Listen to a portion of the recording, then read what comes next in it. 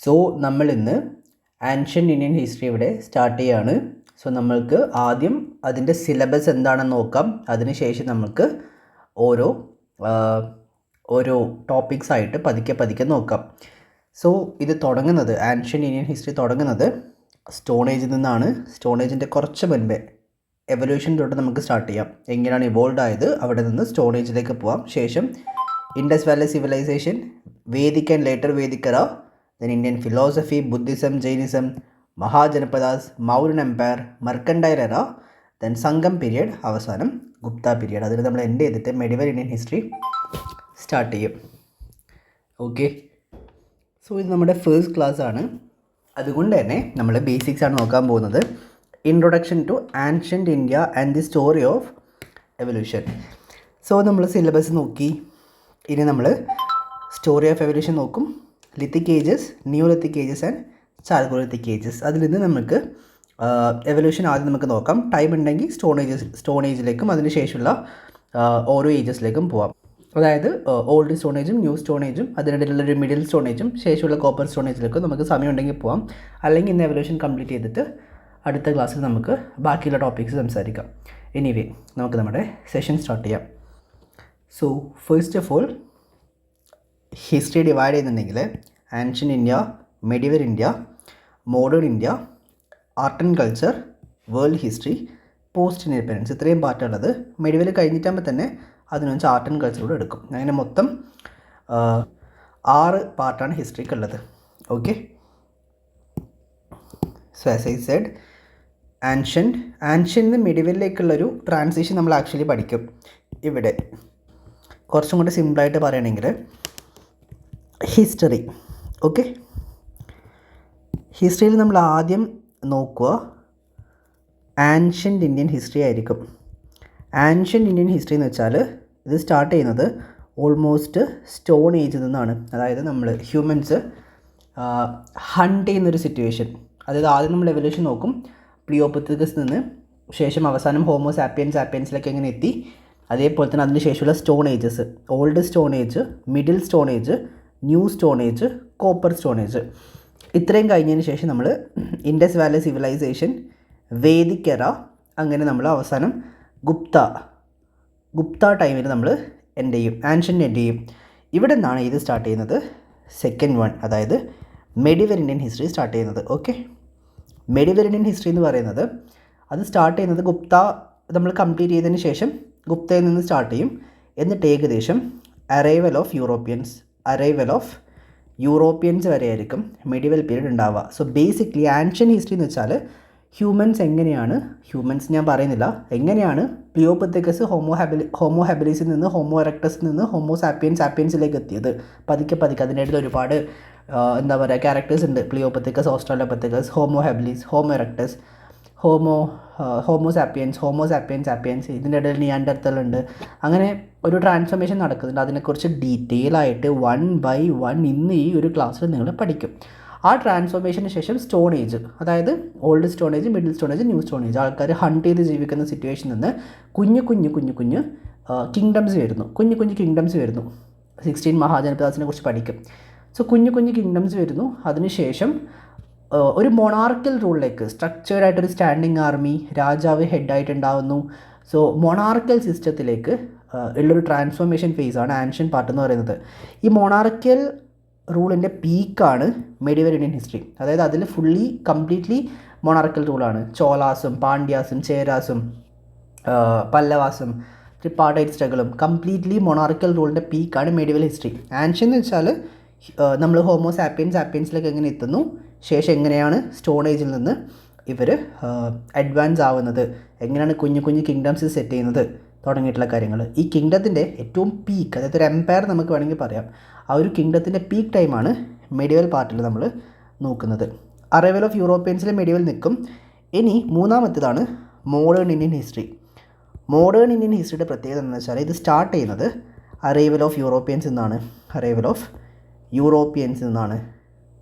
അതായത് അറബ്സ് ആയിരുന്നു see റൂട്ടൊക്കെ control ചെയ്തിട്ടുണ്ടായിരുന്നത്. ശേഷം for the first time Europeans ഇന്ത്യയിൽ നിന്ന് കാലുകുത്തുന്നു. കൃത്യമായിട്ട് പറഞ്ഞാൽ പോർച്ചുഗീസ് ഈസ്റ്റ് ഇന്ത്യ കമ്പനിക്ക് വേണ്ടി വാസ്കോഡ ഗാമയാണ് വന്ന് കാലുകുത്തുന്നത്. അതിനുശേഷം പോർച്ചുഗീസ് തുടങ്ങിയ അവസാനം ഫ്രഞ്ച് ഈസ്റ്റ് ഇന്ത്യ കമ്പനി വരെ ഇന്ത്യയിലേക്ക് വരുന്നുണ്ട്. അതിനിടയിൽ ഡച്ചും ബ്രിട്ടീഷേഴ്സും ഡെയിൻസൊക്കെ വരുന്നുണ്ട്, ഡാനിഷ് ഈസ്റ്റ് ഇന്ത്യ കമ്പനിയൊക്കെ വരുന്നുണ്ട്.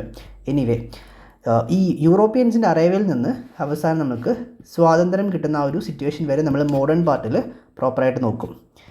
ആൻഡ് ഫോർത്ത് വൺ എന്ന് പറയുന്നത് പോസ്റ്റ് ഇൻഡിപെൻഡൻസ് ആണ്.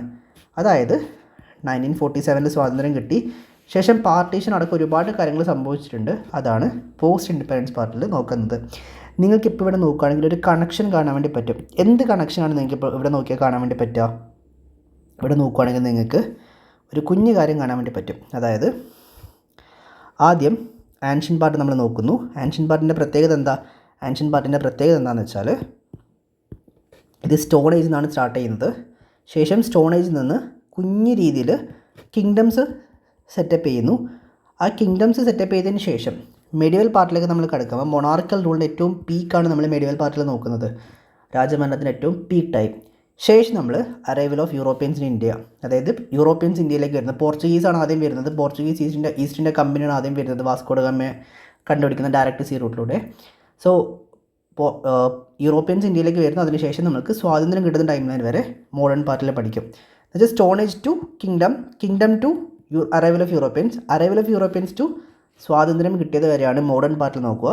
സ്വാതന്ത്ര്യം കിട്ടിയതിന് ശേഷം ഉള്ള കുറച്ച് കാര്യങ്ങളാണ് പോസ്റ്റ് ഇൻഡിപെൻഡൻസ് പാർട്ടിൽ പഠിക്കുക. Ancient to medieval, medieval to modern, modern to post independence. ഇതാണ് ഏറ്റവും ഇമ്പോർട്ടൻ്റ് ആയിട്ടുള്ളൊരു ടൈം ലൈൻ എന്ന് പറയുന്നത്. ആൻഷ്യനിൽ തുടങ്ങും. ആൻഷ്യൻ്റെ എവിടെയാണ് എവല്യൂഷൻ, ശേഷം സ്റ്റോൺ ഏജ്, കുഞ്ഞ് കിങ്ഡംസ് എസ്റ്റാബ്ലിഷ് ചെയ്യുന്നു.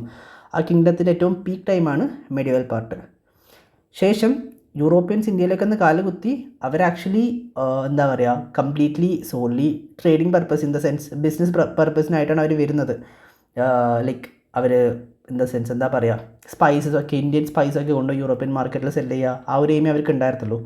ശേഷം അവരെന്ത് ചെയ്യുന്നു, ടെറിട്ടോറിയൽ എംപയറിലേക്ക് പതുക്കെ ഷിഫ്റ്റ് ചെയ്യുന്നുണ്ട്. മോഡേൺ പാർട്ടിൽ അറൈവൽ ഓഫ് യൂറോപ്യൻ തൊട്ട് സ്വാതന്ത്ര്യം കിട്ടുന്നത് വരെ, നമ്മൾക്ക് സ്വാതന്ത്ര്യം കിട്ടുന്നത് വരെ, അവരെ കംപ്ലീറ്റ് ടെറിട്ടറിയിൽ നിന്ന് എലിമിനേറ്റ് ആകുന്നത് വരെയുള്ള കാര്യമാണ് നമ്മൾ നോക്കുന്നത്. നമുക്ക് സ്വാതന്ത്ര്യം കിട്ടിയതിന് ശേഷം പോലും ഗോവ പാർട്ട് നമ്മുടെ കയ്യിലായിരുന്നില്ല. അതിനുശേഷം ഓപ്പറേഷൻ വിജയ് ത്രൂ ഒക്കെയാണ് അതൊക്കെ നമ്മൾ സക്സീഡ് ചെയ്തത്. ശേഷം പോസ്റ്റ് ഇൻഡിപെൻഡൻസ് പാർട്ടിൽ അതൊക്കെയാണ് നമ്മൾ ഡീൽ ചെയ്യാൻ പോകുന്നത്. ഈ നാലും ഏറ്റവും ഇമ്പോർട്ടൻ്റ് ആയിട്ടുള്ള ഒരു ടൈം ലൈനാണ്. പിന്നെ ഉള്ളത് ആർട്ട് ആൻഡ് കൾച്ചറാണ്, അതേപോലെ വേൾഡ് ഹിസ്റ്ററിയാണ്. കുറച്ച് ലോക ചരിത്രം മനസ്സിലാക്കിയിരിക്കണം, നമ്മൾ പഠിക്കും. ആർട്ട് ആൻഡ് കൾച്ചർ എന്ന് പറയുന്നത് ആൻഷ്യൻ ടൈമിലും മെഡിവൽ ടൈമിലും മോഡേൺ ടൈമിലൊക്കെ ഒരുപാട് ആർക്കിടെക്ചേഴ്സും ആർട്ട് ഫോമും പെയിൻറ്റിങ്സൊക്കെ വന്നിട്ടുണ്ടായിരുന്നു. Art form in the sense പെയിൻറ്റിങ്സും മറ്റൊരുപാട് കലകളൊക്കെ ഡെവലപ്പ് ചെയ്ത് വന്നിട്ടുണ്ട്. അതിനെക്കുറിച്ചിട്ട് ആർട്ട് ആൻഡ് കൾച്ചറിൽ നമ്മൾ നോക്കും.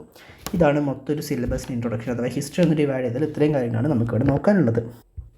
സോ നമുക്കിന്ന് ഹ്യൂമൻ എവല്യൂഷൻ നോക്കാം. ഓക്കെ, ഇതാണ് ഓസ്ട്രാലോപിത്തക്കസ്, ഇതാണ് ഓസ്ട്രാലോപിത്തക്കസ് അഫറൻസിസ്. ഇതാണ് ഏകദേശം ഒരു ഫിഗർ എന്ന് പറയുന്നത്. Then comes Homo habilis. Australopithecus എന്നാണ് ഹോമോ ഹാബിലിസ് വരുന്നത്. ഏകദേശം കണ്ടാൽ ഇതുപോലെ ഉണ്ടാവും. ശേഷം here comes Homo erectus. Homo erectus എന്ന് വെച്ചാൽ ഏകദേശം ഇതാണ്, ലൈക്ക് കംപ്ലീറ്റ്ലി നിവർന്ന് നടക്കാൻ പറ്റുന്നുണ്ട് ഓൾമോസ്റ്റ്. ശേഷം ഹോമോ നിയാൻഡർതലൻസിസ്, അതാണ് ഇവർ. ശേഷം വരുന്നു ദെൻ കംസ് ഹോമോ സാപ്പിയൻസ്. നമ്മളെന്ന് പറയുന്നത് അവസാനത്തെ ഹോമോ സാപ്പിയൻസ് ആണ് നമ്മളെന്ന് പറയുന്നത്. ഓക്കെ, അപ്പോൾ ഹോമോ സാപ്പിയൻസ് വരുന്നൊരു കൺവേർഷൻ ഇമ്പോർട്ടൻ്റ് ആണ്. First of all, human evolution എന്ന് പറഞ്ഞ പാർട്ടിൽ നിന്ന് ക്വസ്റ്റ്യൻസ് ചെയ്യുമ്പോൾ ചോദിച്ചിട്ടുണ്ടോ എന്ന് ചോദിക്കുകയാണെങ്കിൽ നോ, അങ്ങനെ ക്വസ്റ്റ്യൻസ് ചോദിക്കാറില്ല. പക്ഷെ ഒന്ന് മനസ്സിലാക്കിയിരിക്കുന്നത് ബേസിക്സ് സ്ട്രോങ് ആക്കാനായിട്ട് അത്രയും ഹെൽപ്ഫുള്ളായിരിക്കും. ഇതൊക്കെ തുടങ്ങുന്നത് ആഫ്രിക്കയിൽ നിന്നാണ്. ഞാൻ കുഞ്ഞൊരു സ്റ്റോറി പറഞ്ഞുതരാം, ശേഷം നമുക്ക് നോട്ട്സിലേക്ക് പോകാം. ഐ തിങ്ക് അതായിരിക്കും കുറച്ചും കൂടെ ബെറ്റർ. ഞാൻ പെർഫെക്റ്റ്ലി മാപ്പൊന്നും അല്ല വരക്കുന്നത്, ഏകദേശം ഒരു രൂപം. That's all. 1 second. Okay, 1 second. Okay, then comes the grassland and the Sahara Desert. Okay, so ഇത് കോങ്കോ അഥവാ ഇക്വറ്റോറിയൽ റെയിൻ ഫോറസ്റ്റ് ആണ്. ഇത് ഗ്രാസ്ലാൻഡാണ്. ഇത് സഹാറ ഡെസേർട്ടാണ്. ഓക്കെ, നിങ്ങൾ നേരത്തെ കുറച്ച് പിക്ചേഴ്സ് കണ്ടു, കറക്റ്റ്? ആ പിക്ചേഴ്സിൽ ആരായിരുന്നു ഉണ്ടായിരുന്നത്? ആ പിക്ചേഴ്സിലുണ്ടായിരുന്നത് ഓസ്ട്രാലോപിത്തക്കസ് ആയിരുന്നു. ഓക്കെ. ഈ ഓസ്ട്രാലോപിത്തക്കസ് ഇവിടെയായിരുന്നു ഉണ്ടായിരുന്നത് ആദ്യം. ഇക്വട്ടോറിയൽ റെയിൻ ഫോറസ്റ്റ് അഥവാ കോങ്കോ റെയിൻ ഫോറസ്റ്റ് എന്നാണ് സ്ഥലത്തിൻ്റെ പേര്. ഇവിടെ നിന്ന് എന്തോ ഒരു കാരണം കൊണ്ട് ഇവർ ഗ്രാസ് ലാൻഡിലേക്ക് ചാടി. What's the difference between rainforest and grassland? Rain ഫോറസ്റ്റിൽ ഒരുപാട് മരങ്ങളുണ്ടാവും, ഒരുപാട് ബേർഡ്സ് ഉണ്ടാവും, ഒരുപാട് അനിമൽസ് ഉണ്ടാവും, ഒരുപാട് ഡേഞ്ചറസ് ആയിട്ടുള്ള അനിമൽസ് ഉണ്ടാവും. സോ മേ ബി ഡേഞ്ചറസ് ആയിട്ടുള്ള അനിമൽസ് കൊണ്ടായിരിക്കാം ഓസ്ട്രാലോപിത്തക്കസ് ഗ്രാസ് ലാൻഡിലേക്ക് ഷിഫ്റ്റ് ചെയ്തത്. ഗ്രാസ് ലാൻഡ് എന്ന് വെച്ചാൽ പുല്ലാണ്, വലിയ വലിയ പുല്ലുകളാണ്.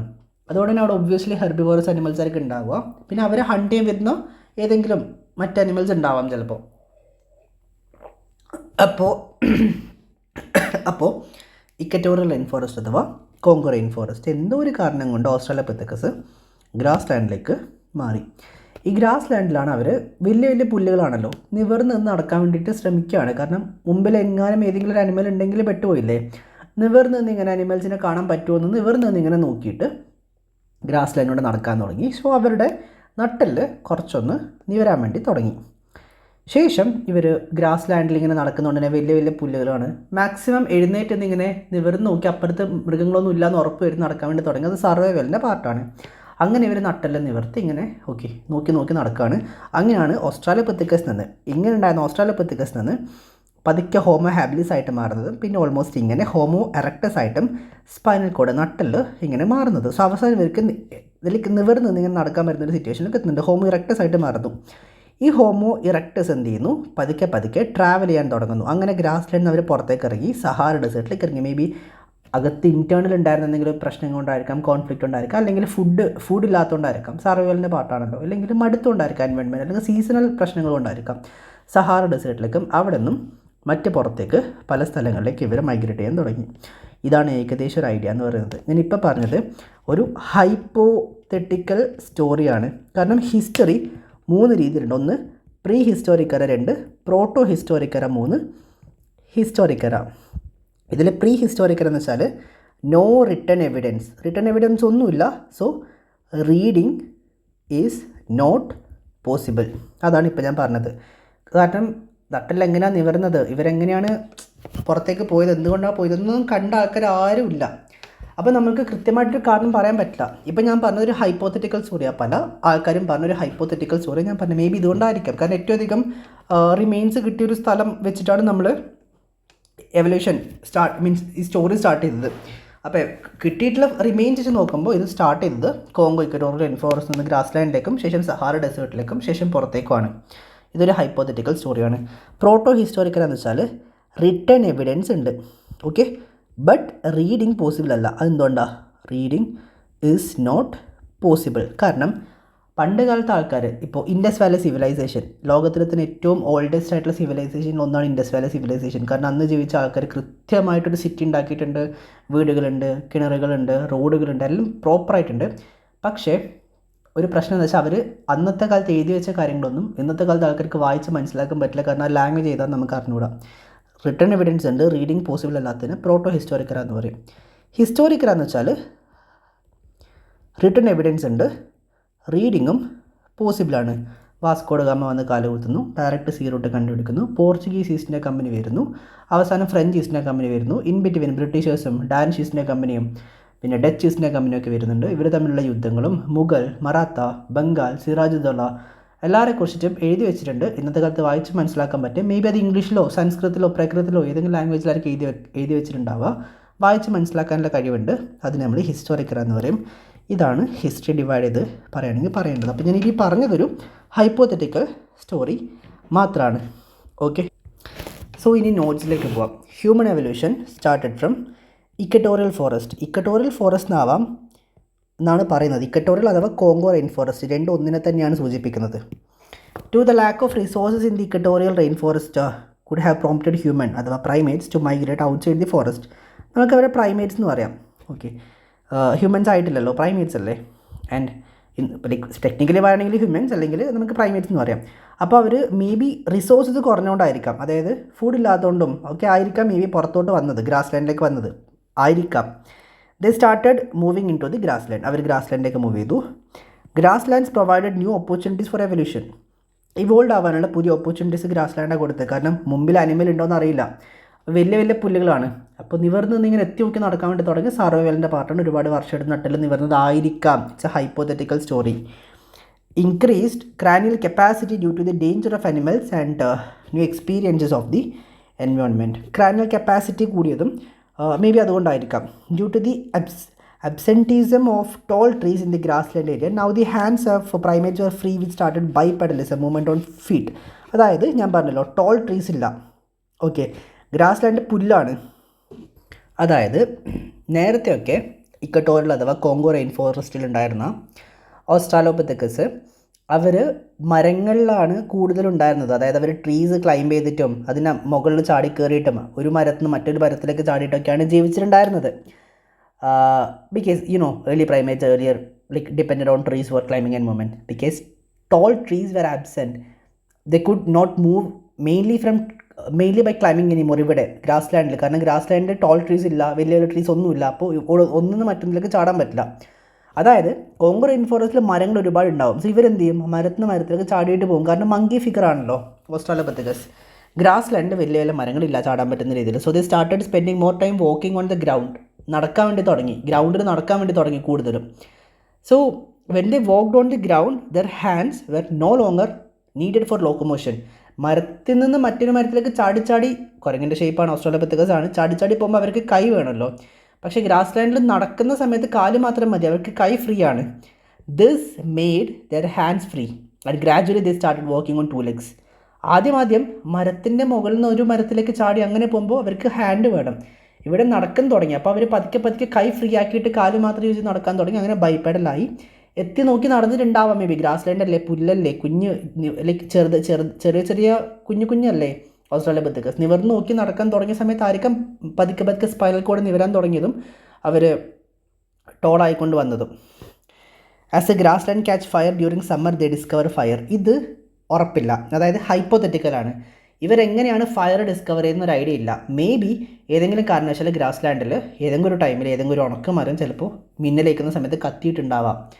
ചിലപ്പോൾ അത് പടർന്നിട്ടുണ്ടാവാം, ഉണക്ക പുല്ലിലൊക്കെ പടർന്നിട്ടുണ്ടാവാം. അപ്പോഴായിരിക്കാം ഇവർ ഫയർ ഡിസ്കവർ ചെയ്തത്. ചിലപ്പോൾ അതിലേതെങ്കിലും മാനോ മറ്റ് ഗ്രാസ് കഴിക്കാൻ വരുന്ന ഏതെങ്കിലും ഹെർബിവോറസ് അനിമൽസ് സജസ് മാനോ സീബ്രയോ എന്തെങ്കിലും അതിൽ വീണ് പോയിട്ടുണ്ടാവാം, കത്തി മരിച്ചു പോയി വെന്ത് പോയിട്ടുണ്ടാവാം. അങ്ങനെ ആയിരിക്കും ഇവർ ആ വെന്ത അനിമലിനെ ടേസ്റ്റ് ചെയ്തപ്പോൾ നല്ല ടേസ്റ്റ് ഉണ്ട്, അങ്ങനെ ആയിരിക്കാം ഹണ്ട് ചെയ്തിട്ട് ഇങ്ങനെ ഫയർ യൂസ് ചെയ്ത് കുക്ക് ചെയ്ത് കഴിക്കണം എന്നുള്ളൊരു തോട്ടിലേക്ക് വന്നത്. അപ്പോൾ ഫയർ കണ്ടുപിടിക്കാൻ പല മെത്തഡ്സ് യൂസ് ചെയ്തിട്ടുണ്ടാവാം. ചിലപ്പോൾ ഫ്രിക്ഷൻ കാരണം അല്ലെങ്കിൽ സ്റ്റോൺ യൂസ് ചെയ്തിട്ടായിരിക്കാം ഫയർ കണ്ടുപിടിച്ചിട്ടുണ്ടാവുക. Previously in the forest region they relied on food gathering. ആദ്യമൊക്കെ ഇവർ ഫുഡ് ഗ്യാദർ ചെയ്തിട്ട് സർവൈവ് ചെയ്തത്. എന്ന് വെച്ചാൽ പഴങ്ങളോ മറ്റെന്തെങ്കിലും ഫ്രൂട്ട്സോ എന്തെങ്കിലും കളക്ട് ചെയ്ത് കൊണ്ടുവരും, കഴിക്കും.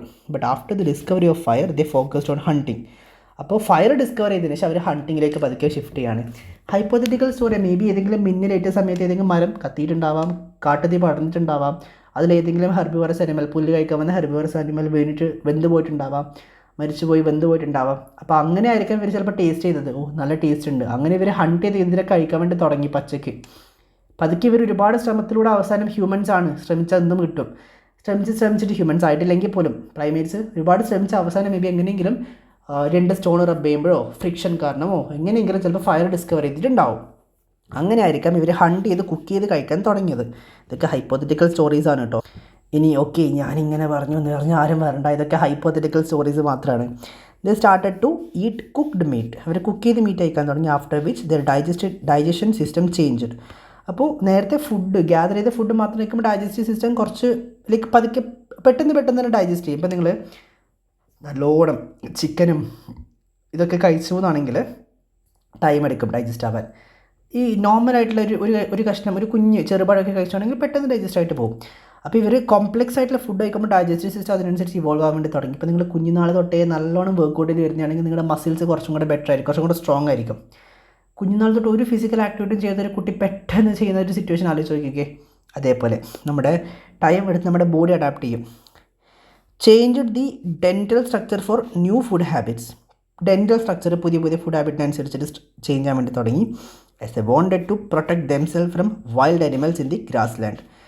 സോ ഇവർക്ക് ഗ്രാസ്ലാൻഡാണ് വൈൽഡ് അനിമൽസ് ഉണ്ടാകും. കാരണം ഗ്രാസ്ലാൻഡിൽ പുല്ല് വന്ന ഹെർബിവോറസ് അനിമൽസ് ഉണ്ടാകും, സച്ച് ആസ് സീബ്രാസ്, ഡിയർ. അതിനെ കഴിക്കാൻ വന്ന ലയൺ അടക്കമുള്ള മറ്റേതെങ്കിലും മൃഗങ്ങൾ അവിടെ ഉണ്ടായിട്ടുണ്ടാവും. മറ്റേതെങ്കിലും മൃഗങ്ങൾ അവിടെ ഉണ്ടായിട്ടുണ്ടാവും. അപ്പോൾ ഗ്രാസ് ലാൻഡിൽ വരുന്ന ഹെർബിവോറസ് അനിമലിനെ ക്യാച്ച് ചെയ്യാൻ വരുന്ന വൈൽഡ് അനിമൽസ് ഉണ്ടാവും. അപ്പോൾ അവർ ഗ്രാസ് ലാൻഡ് ഇങ്ങനെ തണുത്താണ് പോകുമ്പോൾ ചിലപ്പോൾ മൃഗങ്ങൾക്ക് പെട്ടെന്ന് സ്മെല്ല് വരും, സ്പെഷ്യലി ഹണ്ട് ചെയ്യാൻ വരുന്ന മൃഗങ്ങൾക്ക് സച്ച് ആസ് ലയൺ. അവർ ചിലപ്പോൾ സ്മെല്ല് വന്നപ്പോൾ ഓക്കെ അവിടെ എന്തോ ഉണ്ട്, പതുക്കെ പതുക്കെ വന്ന് ചിലപ്പോൾ പെട്ടെന്ന് അറ്റാക്ക് ചെയ്ത് ഓസ്ട്രലോപിത്തക്കസിന് ഒന്നും ചെയ്യാൻ പറ്റില്ല, അതിൻ്റെ വായിലേക്ക് പോകാമെന്നല്ലാണ്ട്. അപ്പോൾ തൊട്ടപ്പുറത്ത് മൃഗങ്ങളുണ്ടോ എന്ന് എത്തി നോക്കി നടന്നതാവാം. അങ്ങനെ ആയിരിക്കാം പതുക്കെ പതുക്കെ നട്ടിൽ നിവരാൻ തുടങ്ങിയത്. Used to peep out of the tall grasslands which might have ultimately helped in straightening their back. അങ്ങനെ ആയിരിക്കാം പതുക്കെ പതുക്കെ ഇവരുടെ സ്പൈനൽ കോഡ് അഥവാ നട്ടിൽ നിവർന്ന് വന്നിട്ടുണ്ടാവുക. സോ എന്ത് സംഭവിച്ചു? Cranium size of the skull also started developing. So cranium size എന്ന് പറയുന്നത് നമ്മുടെ സ്കൾ ഉണ്ടല്ലോ, തലയൊട്ടി, അതിൻ്റെ സൈസും പതുക്കെ ഡെവലപ്പ് ആവാൻ തുടങ്ങി. In order to save themselves from wild animals, they started using rocks which also gave rise to the Stone Age. May be wild ആനിമൽസിന് രക്ഷപ്പെടാൻ വേണ്ടി കല്ല് പെറുക്കി എറിയുക, കല്ലുകൊണ്ട് ഇടിക്കുക, അങ്ങനെ ആയിരിക്കാം അവർ ഇനീഷ്യലി റോക്ക് യൂസ് ചെയ്തിട്ടുണ്ടാവുക. പിന്നെയാണ് ഇവർക്ക് മനസ്സിലായത് ഈ കല്ലിൻ്റെ ഒരു ടൂളാണ്, സർവൈവലിൻ്റെ പാർട്ടാണ്. ആ കല്ലെടുത്ത് എറിഞ്ഞപ്പോൾ ഹണ്ട് ചെയ്യാൻ വന്ന ഏതോ മൃഗം ഓടിപ്പോയി, അല്ലെങ്കിൽ ഇതേ കല്ലെടുത്ത് എറിഞ്ഞപ്പോൾ ഏതോ ഹെർബിവോറസ് അനിമൽ ചത്തു വീണു. അങ്ങനെയാണ് ഇവർ സ്റ്റോണ് എൻ്റെ ആയുധമാണ്, മേ ബി അതായിരിക്കാം സ്റ്റോൺ ഏജിലേക്ക് ഉള്ളൊരു ട്രാൻസ്ഫോർമേഷൻ പീരീഡ് എന്ന് പറയുന്നത്. ഇനി നമ്മൾ ഓസ്ട്രാലോപിത്തക്കസും ഹോമോ ഹാബിലിസും ഹോമോ ഇറക്ടസും ഹോമോ നിയാൻഡർതലൻസിസും ഹോമോ സാപ്പിയൻസും ഡീറ്റെയിൽ ആയിട്ട് നോക്കും. അതായത് അതിൻ്റെ skull shape, size of skull, everything നമ്മൾ ഡീറ്റെയിൽ ആയിട്ട് നോക്കും. ആൻഡ് അടുത്ത ക്ലാസ്സിലായിരിക്കും നമ്മളത് നോക്കുക. സോ ഞാൻ ഇതേപോലെ ഒരു മാക്സിമം 20 minutes ക്ലാസ് ആയിരിക്കും ഇനീഷ്യൽ സ്റ്റേജിൽ പ്രൊവൈഡ് ചെയ്യാം. ചിലതിന് ഡ്യൂറേഷൻ കൂടാം കുറയാം, ബട്ട് ഞാൻ എൻ്റെ ബെസ്റ്റ് ഔട്ട്പുട്ട് ആക്ച്വലി ഇവിടെ പ്രൊവൈഡ് ചെയ്യും. സോ ഈ ഒരു സീരീസ് ഇങ്ങനെ തന്നെ പോവും. ആൻഷ്യൻ്റ് ഹിസ്റ്ററി ഞാൻ കംപ്ലീറ്റ് ചെയ്യും. ഞാൻ സ്റ്റാർട്ട് ചെയ്യുന്നത് March 15th March 15th 2026. ഞാൻ ഇതേപോലെ തന്നെ കംപ്ലീറ്റ് ചെയ്യും.